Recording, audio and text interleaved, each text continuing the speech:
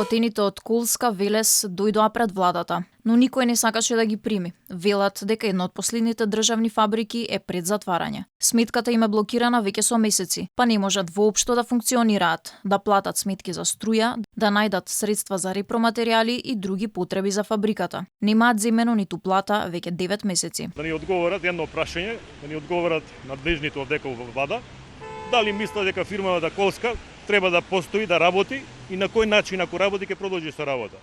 Ако не, натака што планираат, дали планираат стечај или ликвидација на фирмата или било што друго.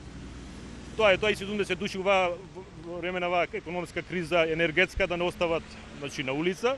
Сметката на Кулска е блокирана од страна на УЈП поради неплатени даноци од над 650.000 евра. Бараат владата итно да преземе мерки за спас на единствената фирма која репарира шински возила во Македонија. Вработените во фабриката сметаат дека трајно решение за нив е доколку влезат во рамки на македонските железници и транспорт.